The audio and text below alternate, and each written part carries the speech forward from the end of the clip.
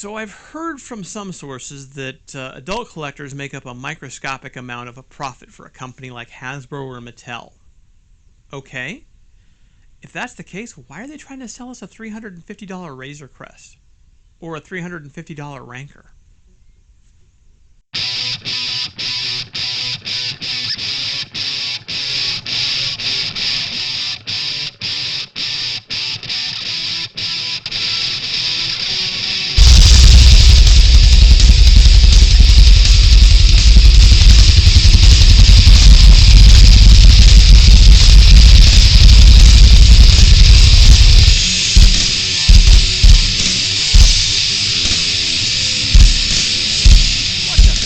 Jay here with Nerd Rage Against the Machine, and today we're going to talk a little bit about the divide between adult collectibles and toys for kids. Now, this is a relatively new thing if you think about it. I mean, there really wasn't this divide the way that we have it today back when we were kids. You know, they didn't have multiple versions of G.I. Joe, you know, some for kids, some for adult collectors. Nowadays, you know, if you look at the Snake Eyes movie, it's a perfect example. There were like 5 figures that were released in that G.I. Joe classified style. You know, the face printing, the hyper detail, great articulation, would work perfectly on the shelf next to normal classified figures. And then there were the, you know, slightly off scale, less articulation, but maybe a button action feature or toy vehicle that came with them toys that were clearly meant to cater toward a kid's market.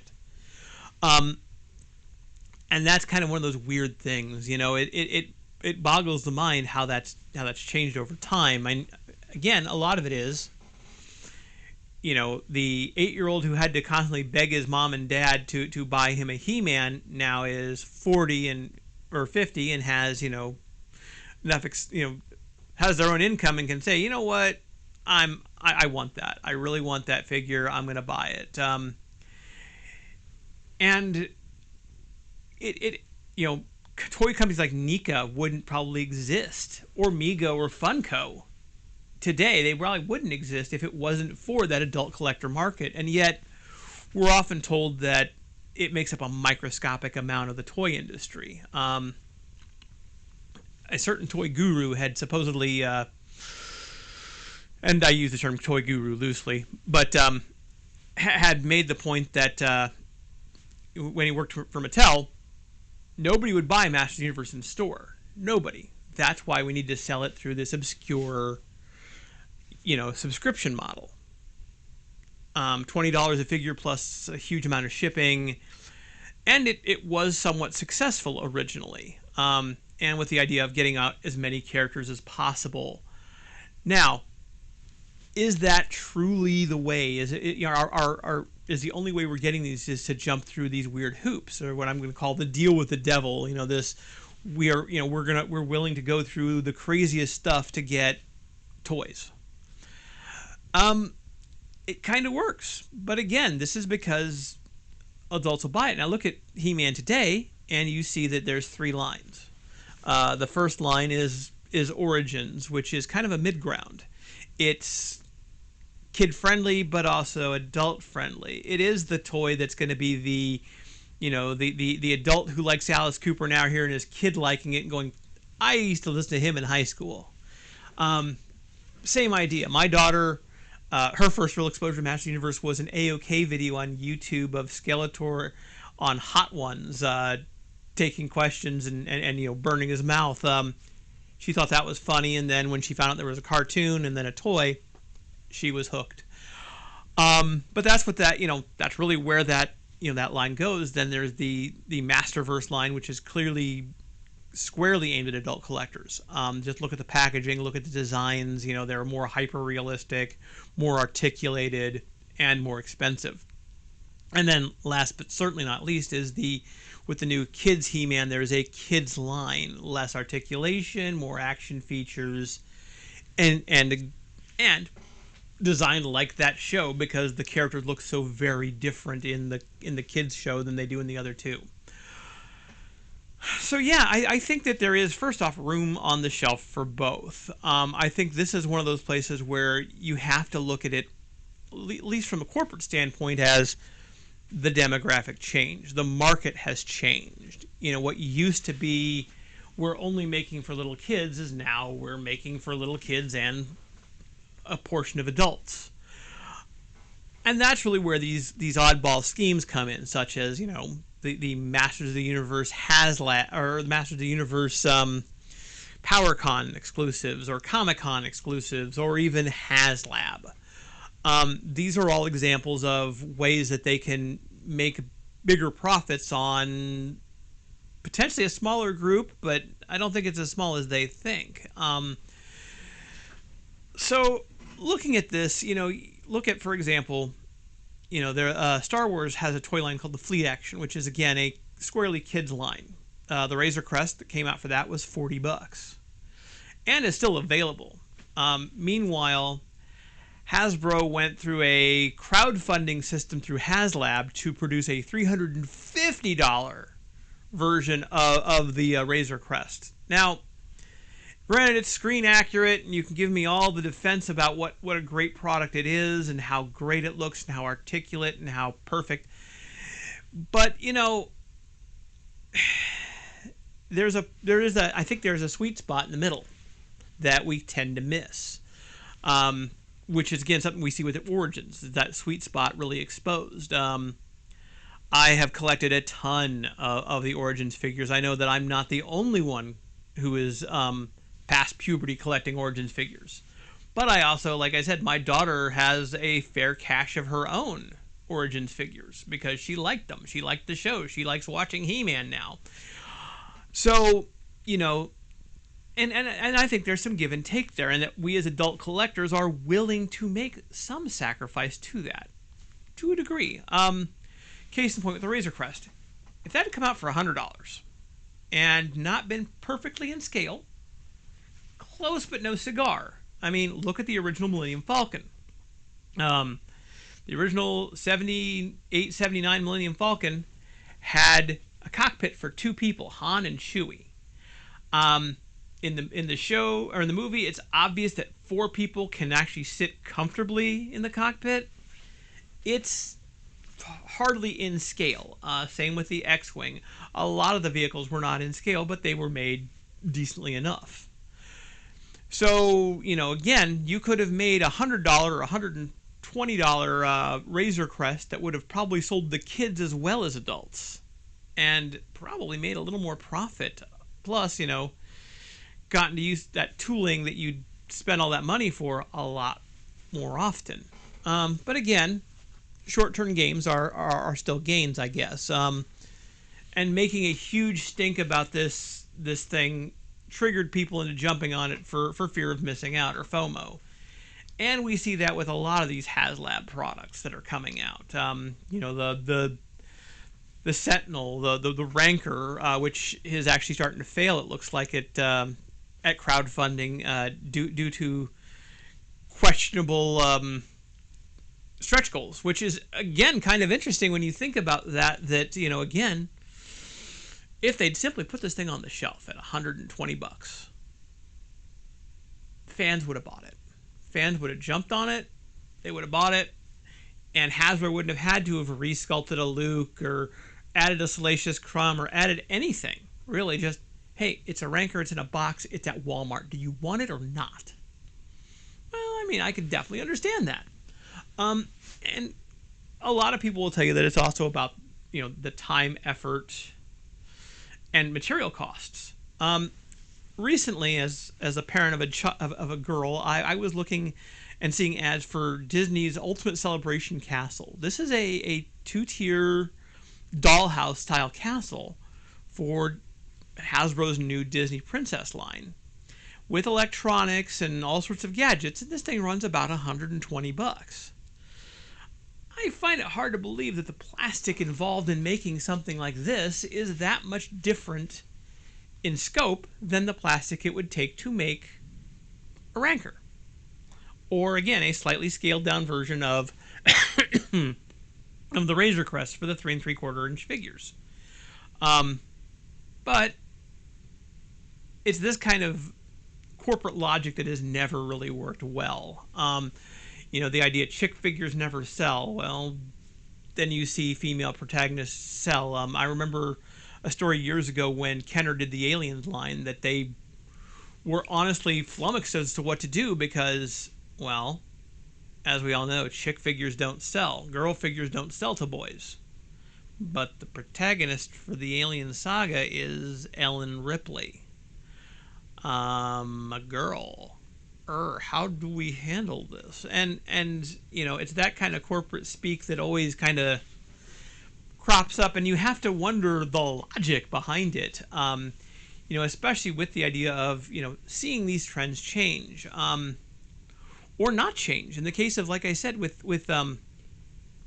toys like the Razor Crest, I think again, if you would have just simply sold it for 120, 150 even at Walmart.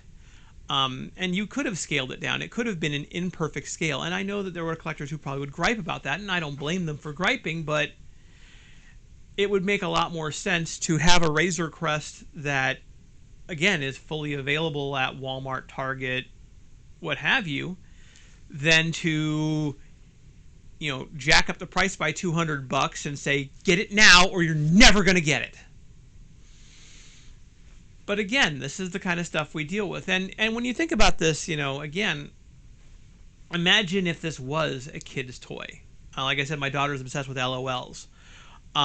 Would I, go through the trouble of crowdfunding a re-release or an ultra-realistic sculpt version of an LOL doll? No, I wouldn't. Not a chance. I'm sorry.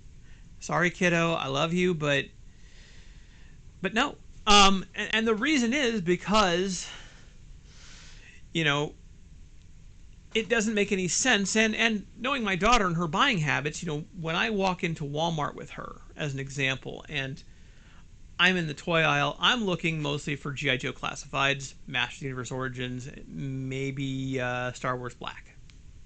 And again, specific characters. So if I walk into Walmart and I see that all they've got on the pegs for Origins is like one Battle Armor He-Man and two Skeletors. All they've got for G.I. Joe Classified is one Lady J and two Cobra Commanders. And, as far as Star Wars Black, they just have two Landos. That's it. I'm walking out of there without buying anything. My daughter may have her heart set on buying an LOL doll, but they don't have the one she wants. I still want something. I'm going to get a Barbie. I'm going to get a Paw Patrol thing, whatever. That's the difference in mentality with a child versus an adult collector. We have, it's hard to believe we have a little more discipline, but we do. We're looking for specifics versus, I'm going to get a toy one way or the other because I want a toy to play with.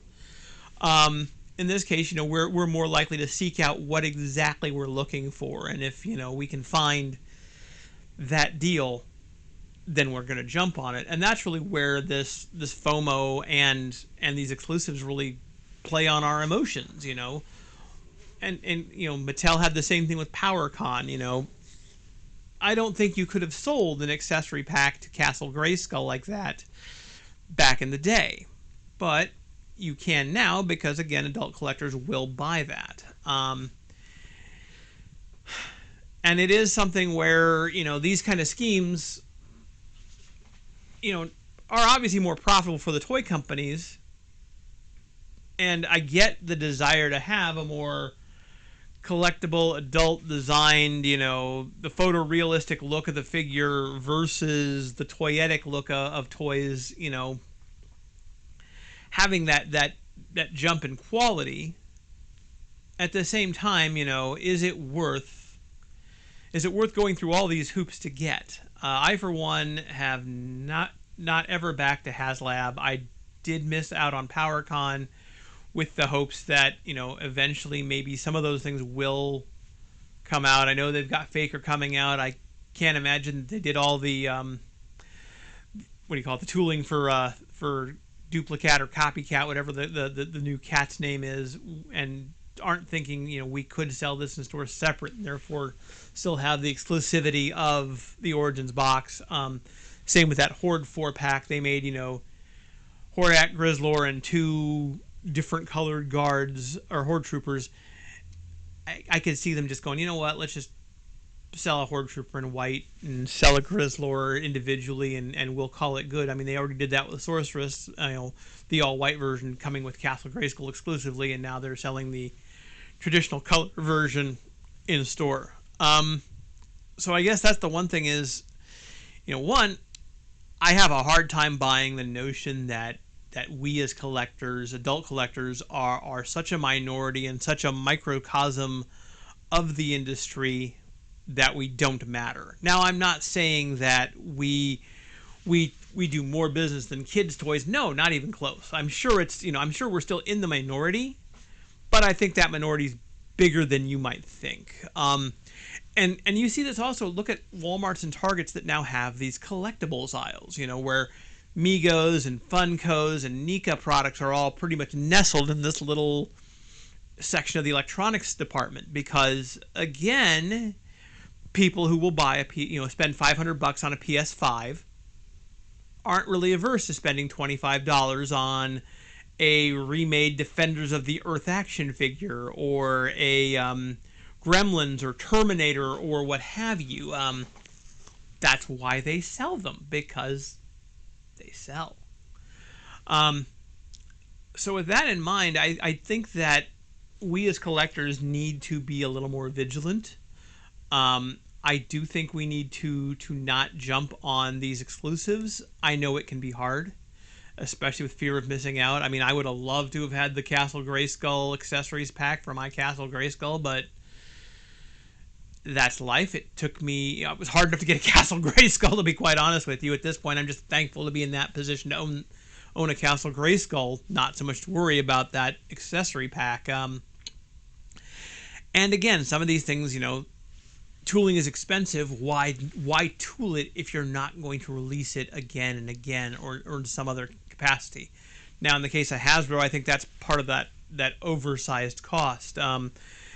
As somebody pointed out, the last time they released a Sky Striker, it was $60. This new one is 200 and some, 250, and I know it comes with a bunch more parts. The little ground cars, the extra figures, and the stretch goal figures. But in the end, that's a huge markup. In fact, if you look at the '84 Sears catalog, I believe it showed that the Castle Grayskull was about $30, with the Sky Striker being $25. So adjust that for inflation, and Castle Grayskull is now $80. And I'll even be generous, say $100. That still means the Sky Striker should be under $100. But we chunk another $150 on there for tooling that may only be used once, maybe. That's one of the reasons I think they do that, is, again, it helps that. Plus, of course, they get all that money in advance, and then they have a year to solidify their product, which means that they're making a profit off that money sitting in a bank somewhere whilst they're doing the work. These are the things that, again, really make this attractive for a toy company. And again, it's easy to say, well, we're doing this for the fans, and it's something that we couldn't possibly do. There's no logical, justifiable way we could do this in store. So the only way to do it is to charge you $250 up front and then have you wait a year for the product to come out. Seriously? I have a hard time buying that. And that's really where I think that these kind of gimmicks, the exclusives, the HasLab, the PowerCon exclusives, anything where you're having to basically sit on your computer like it's an eBay auction, and you just know there are 3 other guys gunning for it, so you're sitting there hitting refresh, is ridiculous. And I realize everyone's different here. This is one of those things where I can't tell you what to do. But I think that, honestly, the easiest way in this case is to vote with your wallet. And I get that it can be hard. There are several exclusives that I really regret missing out on. I was collecting DC Infinites for a while, the DC Infinite Crisis, and I would have loved to have gotten that Starro, if nothing else because my wife loves the classic Golden Age Wonder Woman, and that was the only way to get that figure in that scale. But, again, I'm still here, I'm still alive, I'm still collecting, so it's not the end of the world. So with that, I just say, thank you for listening to my ramblings, and adieu.